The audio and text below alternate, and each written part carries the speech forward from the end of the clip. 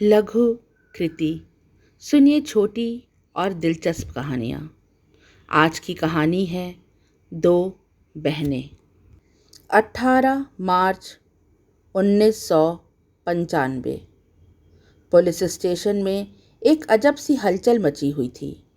एक लड़की थाने में अपनी मौत की रिपोर्ट लिखाने आई थी। जी हाँ, अपनी मौत की रिपोर्ट। वह पुलिस इंस्पेक्टर से कह रही थी कि हफ्ते भर के अंदर उसकी मृत्यु निश्चित है। वह अकेली रहती है, इसलिए पुलिस रिपोर्ट लिख ले और उसके मरने के उपरांत उसका अंतिम संस्कार विधि विधान से करवा दे। अपना कहने के लिए दूर दूर तक उसका कोई रिश्तेदार, कोई नातेदार, सगा संबंधी नहीं है। पुलिस इंस्पेक्टर हैरान होकर पूछते हैं कि क्या वह आत्महत्या करने की सोच रही है। इस पर वह लड़की बताती है कि उसे हर बात का पहले से अंदेशा हो जाता है और वह यह जान चुकी है कि बहुत से बहुत वह 1 हफ्ते तक ही जीवित रहेगी। उसकी मौत निश्चित थी। लड़की का नाम था प्रिया। पुलिस इंस्पेक्टर समझ नहीं पा रहे थे कि किस प्रकार वो ऐसी रिपोर्ट लिखें। यह पहला ऐसा केस था जिसमें जीवित व्यक्ति खुद अपनी मौत की रिपोर्ट लिखाने आया था। पुलिस उसकी रिपोर्ट नहीं लिखती और उसे समझाती है कि मृत्यु का ख्याल अपने दिमाग से निकाल दे। अभी वह स्वस्थ है और एक अच्छी खुशहाल जिंदगी जी सकती है।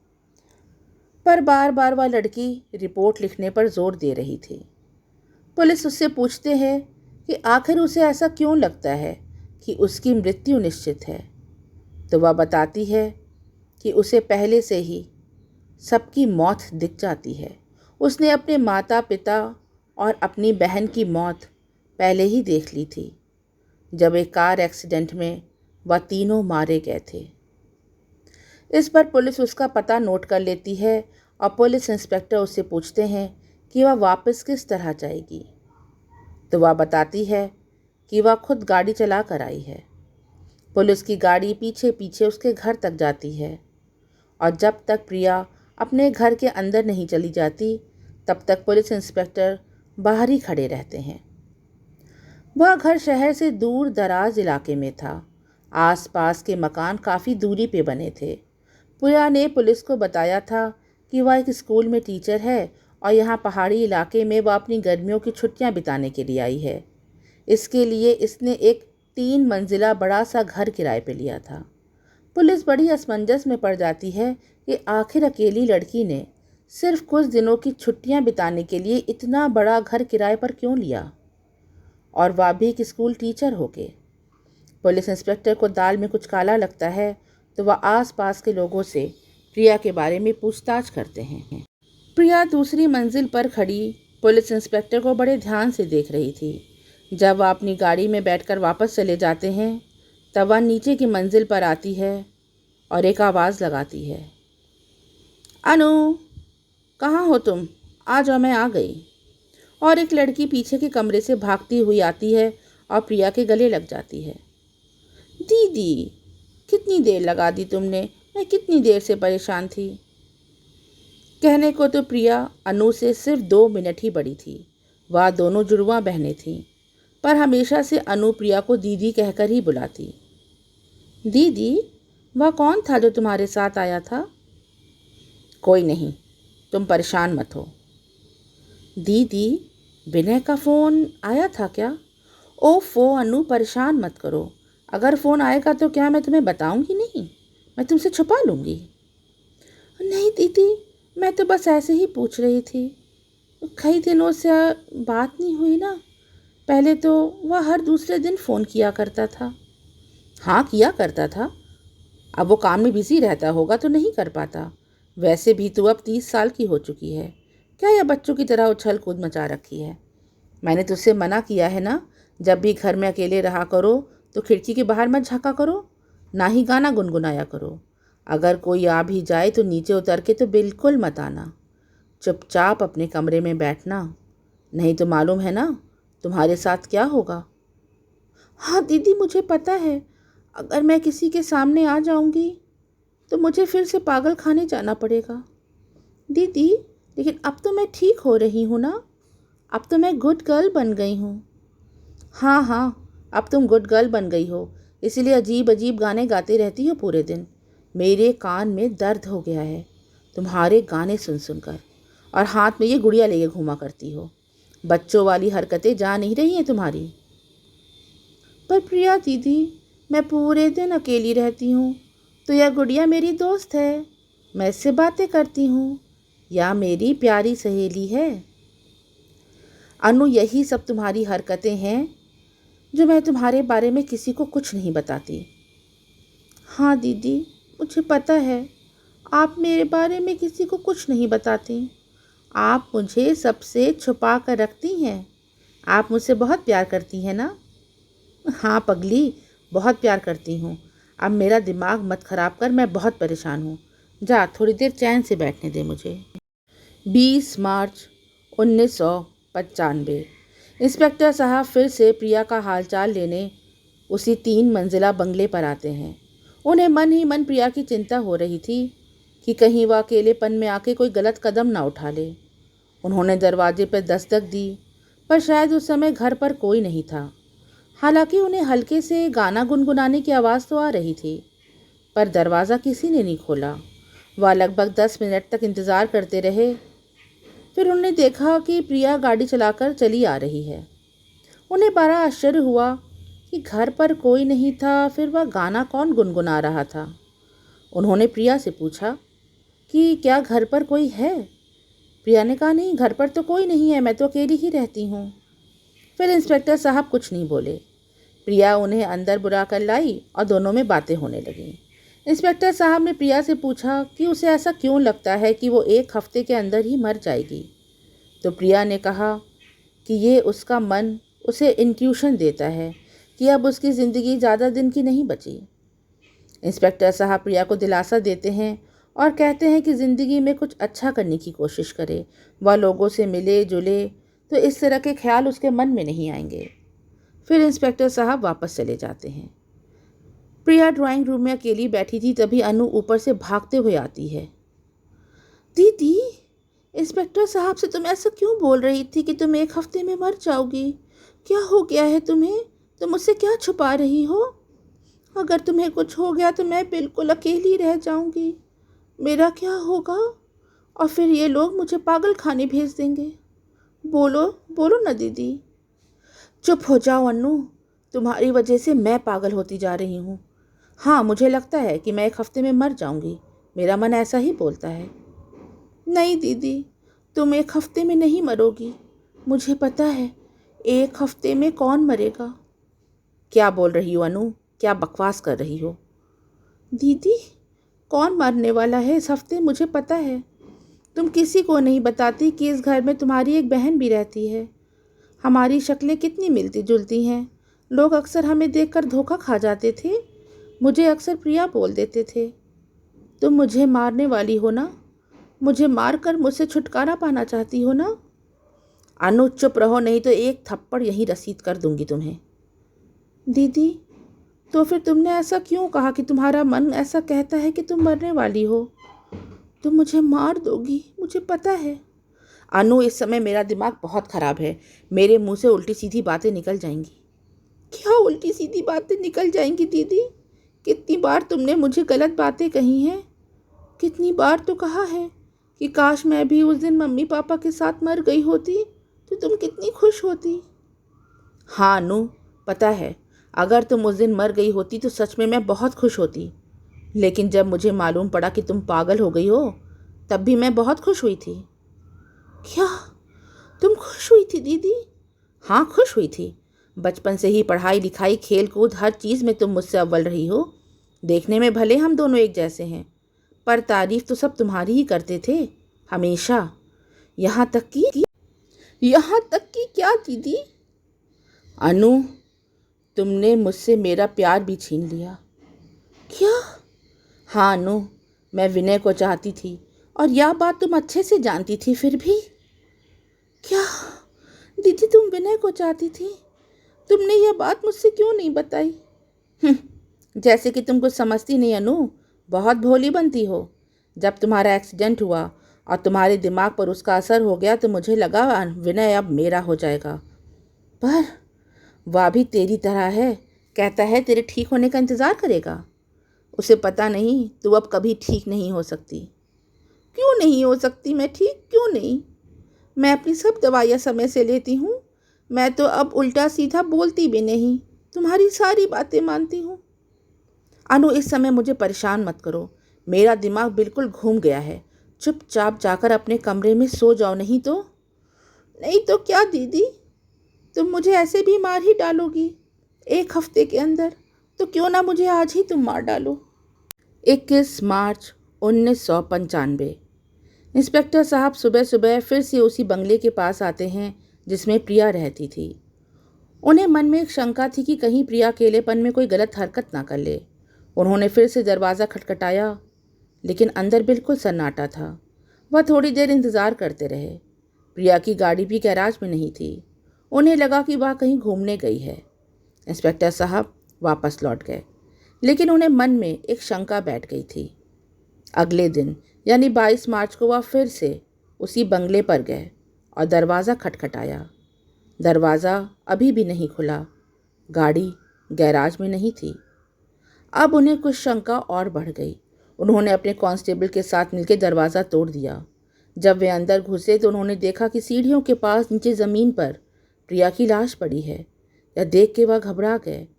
जिसका उन्हें डर था वही हुआ।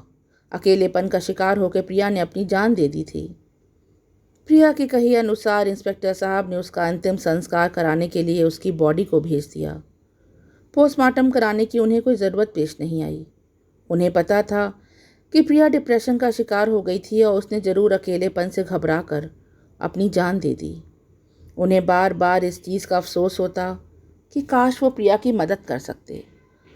हताश होकर वह घर लौट आए। जब वह गाड़ी में बैठने लगे तभी अचानक उनके दिमाग में एक बात कौन थी कि अगर प्रिया मर चुकी है तो फिर उसकी कार कहाँ है, उसकी गाड़ी गैराज में क्यों नहीं है। इस बात को देखते ही उन्होंने तुरंत उसके शव को पोस्टमार्टम के लिए भेज दिया। उनके मन में शंका आ गई। वे समझ गए कि साधारण सी दिखने वाली यह मृत्यु आत्महत्या नहीं अपितु हत्या भी हो सकती है। उन्होंने जब पूरे घर की तलाशी ली तब उन्हें इस बात का यकीन हो गया कि इस घर में एक नहीं बल्कि 2 लोग रहते थे। दोनों कमरों में लड़कियों के सामान मिले, इसलिए उन्हें यकीन हो गया कि कोई और लड़की यहाँ अवश्य रहती थी। हाँ, दूसरे कमरे में उन्हें कई दवाइयाँ भी मिली, जिससे यह भी पता चला कि शायद दूसरा शख्स काफ़ी बीमार था। उन्होंने जब आसपास के लोगों से पूछा तब उन्होंने कहा कि उन्होंने कभी भी किसी को यहाँ आते जाते नहीं देखा, ना ही किसी अन्य लड़की को यहाँ देखा है। उन्होंने सिर्फ प्रिया को यहाँ देखा है। पर हाँ, जब प्रिया इस घर में नहीं थी तब भी उन्हें किसी के गाना गुनगुनाने की आवाज़ अवश्य आती थी। 24 मार्च 1995। इंस्पेक्टर साहब बहुत परेशान थे। वह जानते थे कि प्रिया जब उनके पास आई थी तब वह अवश्य डिप्रेशन की शिकार थी, लेकिन पोस्टमार्टम की रिपोर्ट में खबर अच्छी नहीं थी। उसके खून में ड्रग्स और दवाइयाँ बहुत भारी मात्रा में मिली थीं। ऐसे ड्रग्स मिले थे जो किसी दिमागी तौर पर बीमार व्यक्ति को दिए जाते हैं। इंस्पेक्टर साहब सोच में पड़ गए। प्रिया डिप्रेशन की शिकार थी, लेकिन दिमागी तौर पे वह अक्षम बिल्कुल नहीं थी, क्योंकि वह गाड़ी तो बड़े आराम से चलाती थी। साथ ही वह स्कूल में शिक्षिका भी थी। वह सोच में पड़ गए कि आखिर इतनी बड़ी क्या बात हो गई कि प्रिया ने इतनी दवाइयों का सेवन किया और फिर भी वह आसानी से गाड़ी चला रही थी। इसमें ज़रूर कोई गहरा राज छिपा है। तभी कांस्टेबल इंस्पेक्टर को आके बताते हैं कि प्रिया के घर पर एक चिट्ठी आई है जो 1 दिन पहले ही उसके पते पर पहुंची है। इंस्पेक्टर साहब हड़बड़ा के वह पत्र पढ़ते हैं। चिट्ठी किसी विनय नाम के आदमी ने लिखी थी और वह चिट्ठी अनु नाम की लड़की को लिखी गई थी। प्यारी अनु, तुम कैसी हो? इधर कितने दिनों से तुम्हारा कोई हालचाल नहीं मिला।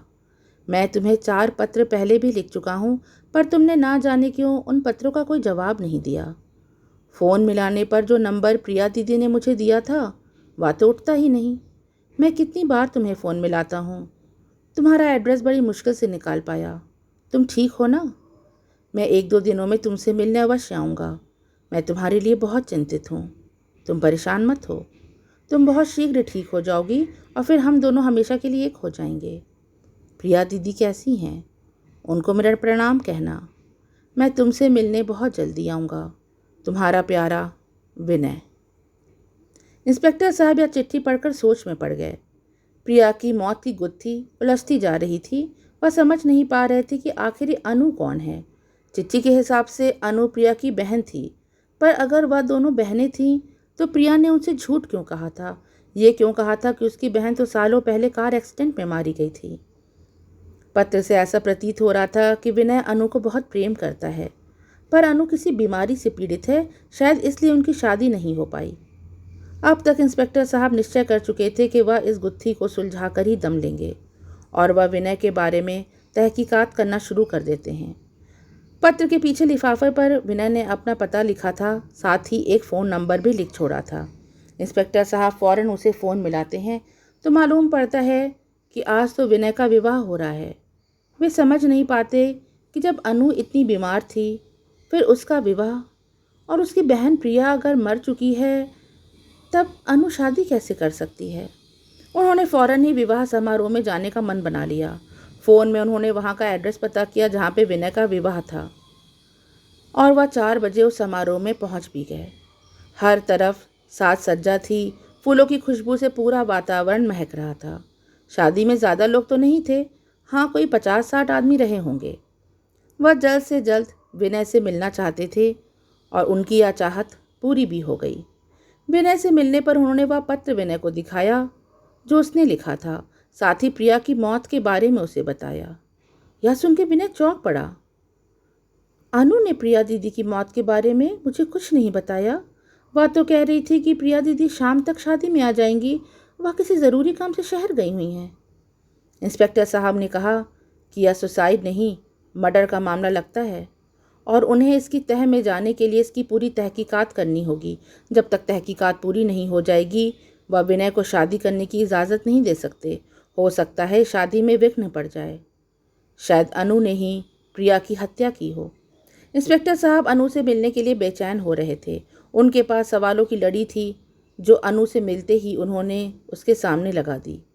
अनु इंस्पेक्टर साहब को देखकर चौंक पड़ी और इंस्पेक्टर साहब अनु को देख के उनके मुंह से निकल गया, प्रिया तुम जिंदा हो? अनु और प्रिया दोनों हम शक्ल थीं। अनु घबराहट से लाल हो गई और उसके माथे पर पसीना उभर आया और ऐसा मालूम हो रहा था कि वह खड़ी भी नहीं हो पा रही है। वह वहीं कुर्सी पर बैठ गई। इंस्पेक्टर साहब ने हंसकर विनय से कहा, वह अनु थी जो इतनी सारी दवाइयाँ खाती थी। देखो मेरे पास यह ब्लड रिपोर्ट भी है जो मैं अपने साथ लेकर आया हूँ। वह ब्लड रिपोर्ट उस मृतक की है। रिपोर्ट देखे विनय चौंक जाता है, क्योंकि विनय पेशे से एक डॉक्टर था। वह तुरंत समझ जाता है कि यह ब्लड रिपोर्ट प्रिया की नहीं बल्कि अनु की है, क्योंकि सालों से वही अनु का इलाज कर रहा था। यह दवाइयाँ तो उसकी अनु खाया करती थी। विनय की आंखें नम हो जाती हैं, लेकिन अगले ही पल वह गुस्से से लाल हो जाता है और वह प्रिया की गर्दन पकड़ लेता है और कहता है, तूने ही मेरी अनु को मारा है ना, तूने मेरी अनु को मार डाला। इंस्पेक्टर साहब बड़ी मुश्किल से विनय को प्रिया से अलग करते हैं। वह अनु थी जिसको प्रिया ने उस रात सीढ़ियों से धक्का देके मार डाला था। पागल तो कहने को अनु थी, पर असली पागलपन तो प्रिया के सर पर सवार हो गया था। वह किसी भी कीमत पर डॉक्टर विनय से शादी करना चाहती थी और उसने अपने हम शक्ल होने का फ़ायदा उठाया। उसने अनु और डॉक्टर विनय को दूर करना शुरू कर दिया था। उसने वहाँ की फ़ोन लाइन डिस्कनेक्ट कर दी थी, जिससे विनय और अनु की बात ना हो पाए। विनय जो भी पत्र अनु को भेजता, प्रिया वह सारे पत्र छुपा दिया करती, पर उसका राज इंस्पेक्टर साहब भाप गए थे। तब सीढ़ियों से धक्का दे के प्रिया ने अनु को मौत की नींद सुला दिया और गाड़ी लेके विनय के पास आ गई। उसने कहा कि अब वह बिल्कुल ठीक महसूस करती है और प्रिया दीदी ने उसे तंदुरुस्त कर दिया है। वह दिमागी तौर पर अब बिल्कुल स्वस्थ है। देखो वो गाड़ी चलाकर भी आई है। बिना प्रिया की बातों में आकर उसे अनु समझ बैठा और हफ्ते भर के अंदर ही उनकी शादी भी होने वाली थी। पर इंस्पेक्टर साहब ने प्रिया के सारे किए धरे पे पानी फेर दिया और अब प्रिया अपनी बहन अनु को मारने के जुर्म में जेल में पड़ी सज़ा काट रही है। ये थी मेरी लिखी कहानी दो पहने। कहानी अच्छी लगी हो तो इसे लाइक करें, कमेंट सेक्शन में अपनी प्रतिक्रिया दें और ऐसी इंटरेस्टिंग कहानियाँ सुनने के लिए इस चैनल को सब्सक्राइब करें। Bye for now.